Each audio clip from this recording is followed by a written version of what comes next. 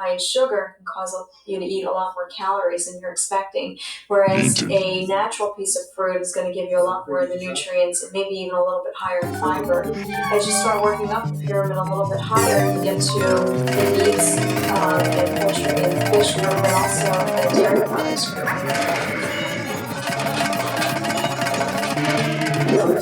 Proteins are another important building block of the food and in your body. It's found in meats, it's found in vegetables, it's found in nuts, it's found in dairy products.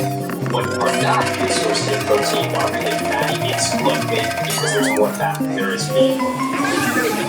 What you want to do is you want to have about 2 or 3 servings a day of high quality protein. But when we talk about servings, we're talking about something about the size of a palm. 2 or 3 palm-sized portions of high-quality lean meats are very excellent sources of protein per day. Lean is a great source of protein, whether it's a white egg or a brown egg. It's got the same thing inside, 2 parts, a white part and a yellow part. The white part, pure protein, great for you. The yellow part, pure fat. Mostly the cholesterol, fat, so what you want to think about is eat the white part and get rid of as much of the yellow as possible. For example, if you make a egg omelet, you get rid of the yolks and just use the white part. And let's say you go on to die. And you decide that you're not going to eat protein. That you're not going to allow fat to eat because you're trying to lose weight. So your body then has to start breaking down this muscle and all these other muscles to get protein. And actually, as Americans, we usually eat more protein than we need. But somebody who's dieting may not get enough protein. My sister's a vegetarian, so I'm wondering, is she getting enough protein? Being a vegetarian is okay if you're a smart vegetarian. The issue for vegetarians is protein. Everybody needs to have enough protein to build their body. Animal protein is a complete protein. There are no vegetable proteins that are complete. But if you're smart vegetarians and you combine different vegetables during the same day, then it's fine. Great example, rice and beans. A lot of people around the world eat rice and beans as the staple, as the main thing in their diet, and it's perfectly healthy. It's complete protein, as good as it is from your diet. Also, if you're a vegetarian and you need another source of protein, tofu is an excellent source. Tofu is made out of soybean protein. In the dairy section of the pyramid, we include foods like milks, cheeses, and yogurts. These foods are really important. They include a lot of building blocks needed to body, including protein. They also include very good vitamin and calcium, and usually the calcium is available to you for foods in the food to help our bodies use calcium to build strong bones. Now, how much do we want to have? About 2 to 3 servings a day. For milk, that's an 8-ounce glass. For yogurt, that's about an 8-ounce cup. For cheeses, it's a smaller serving, about 1.5 ounces. Dairy products can also be high in fat. You don't want to cut them out of your diet, but you want to choose the products that are lower in fat. In the case of milk, get 1 to 2% milk. It's okay to eat cheeses, but cheeses are really high in fat, so you want to keep that to be a small part of your dairy diet.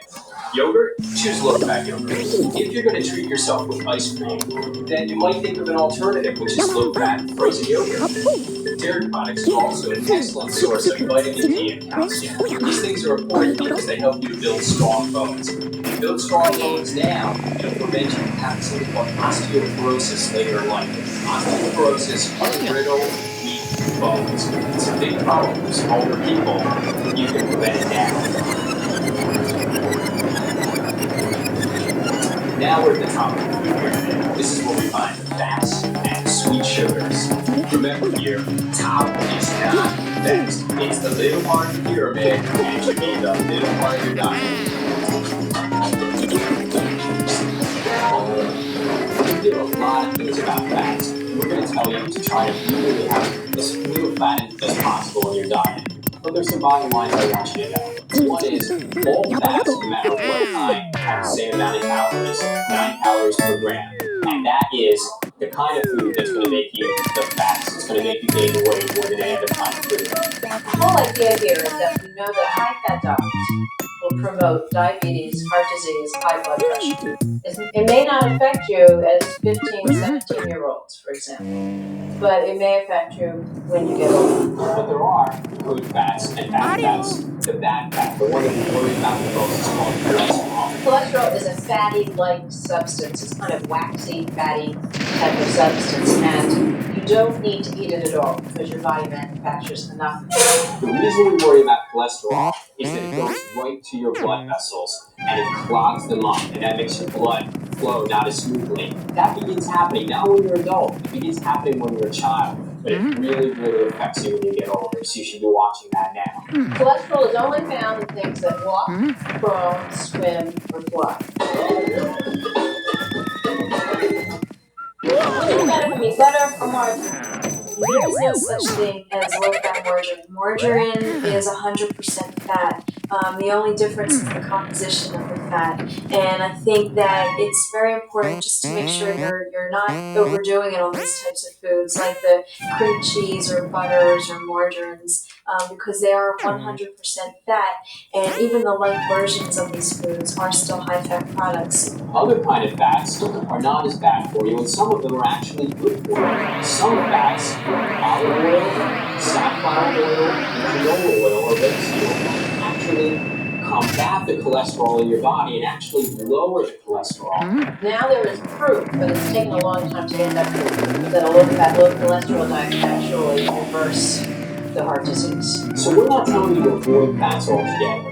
What we're telling you is select the right kind, avoid cholesterol, and limit it anyway because it's what's going to make you gain the weight that you might not want. As far as sweets and higher fat foods like using butter or margarine or salad dressings or even peanuts, these are things that should be used sparingly but can fit very nicely into a diet as long as they're used in moderation. You know what they say the average person eats in America a day of sugar?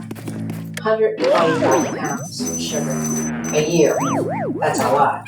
People think that brown sugar is so much better than white sugar because it's brown, or honey is so much better than sugar, but there actually isn't a difference between the three, and they're all sugar, and that's all they are. There's nothing of value in sugar. You have no value in sugar. That's why that term empty calories, maybe you've heard that term regarding sugars, means you get a lot of calories, but you get nothing else with it. There are a lot of sweet things that are very low in fat and could be even low in sugar and aren't dangerous and fit very nicely into your diet.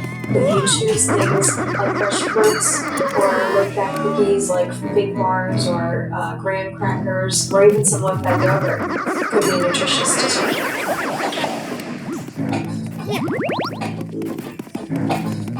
Calories is the word we use to describe the energy. Okay? Different kinds of foods, different kinds of building blocks give you different amounts of energy. Now, if you look on a label, you'll see how many grams of different parts of food there are. You can look at that and figure out how many calories there are. Each gram of carbohydrate gives you 4 calories. Each gram of protein gives you 4 calories. Each gram of fat gives you 9 calories. That's why greasy, fatty foods give you a lot more calories. Where does the body store all this extra energy? It's in the body's fuel tank. What is the body's fuel tank? Fat. Fat is where you store energy.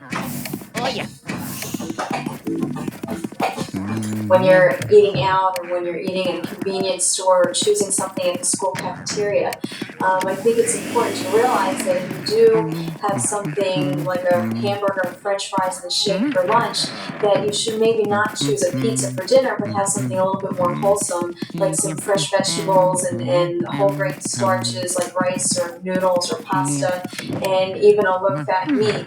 If you go to the fast food place, you can get a grilled chicken sandwich. Instead, you get baked potatoes with some broccoli and cheese on salad and salad bar. Those are the types of choices you have to make. Again, doesn't mean you'll never have a hamburger. I'm sure you'll have plenty. But to have that, potato chips, hamburger, french fries, every day is terrible. I mean, it's just not good nutrition. If you want to remain your very healthiest without too much fat, what you gotta do is take in the same amount of energy as you burn up. through exercise and building muscle will help increase your metabolism and help burn your calories more efficiently. So it is a combination of a lower fat diet and exercise that'll help you feel better and stronger.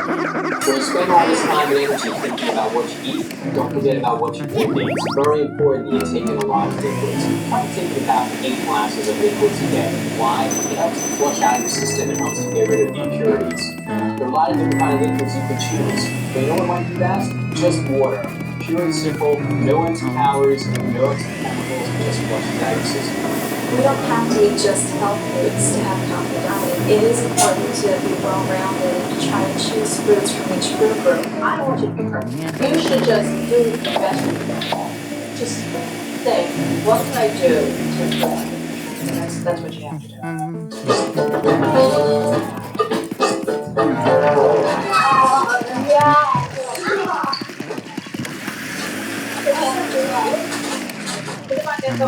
Teaspoon, potato chips are not great. They give you a lot of fat. It's half just turning into fat products. A half a cup of some of these cheese popcorns, or an ounce or something like that. Cheese popcorns, 10 grams of fat. That's as much as an ounce of potato chips. Pretzels have no fat. So that's a healthier choice. Think natural, just simple natural food. I gotta have ice cream. I love ice cream. All ice cream has sugar, okay?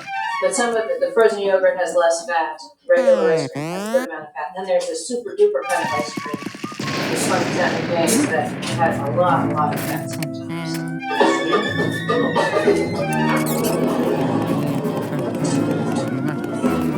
All right, frozen yogurt. So if you love ice cream, you don't have to have sometimes since they always have ice cream that you have frozen yogurt. So frozen yogurt tastes great. It's good as ice cream. You can't drink a lot of sodas. Is that bad for you? The problem with soda is that it's empty calories. It's basically more sugar to make the blood sugar to come down for it. And some sodas also have other kind of chemicals in it, like caffeine, that you may not want. It takes about 15 to 20 sodas or pops to weigh a pound. So think about it. Think about how many you have and how much weight that puts on you. If you want to lose weight, one of the best things to do is just to drink water. Get rid of all those extra calories because they're not going to use any extra nutrition. Hey, I'm ready to find hamburgers and pizza. Get the meal is one you probably all have pretty often. Hamburger, French fries, and that probably has 50 grams of fat in it right there. But choose healthy, you get nice sort of calcium, protein, vegetables, the bread, the carbohydrates, the food that keeps you going. So that's great. That'd be good. So despite all you know about nutrition, despite all the nutrition education that you read about or see it on TV or whatever, people are not changing their diet as much as they're all of these different diseases. And you don't want to have cancer. Well, doesn't mean you won't get cancer, but you know that it's related. You don't want to have diabetes. You don't want to have diabetes. It's a hard thing to do because you think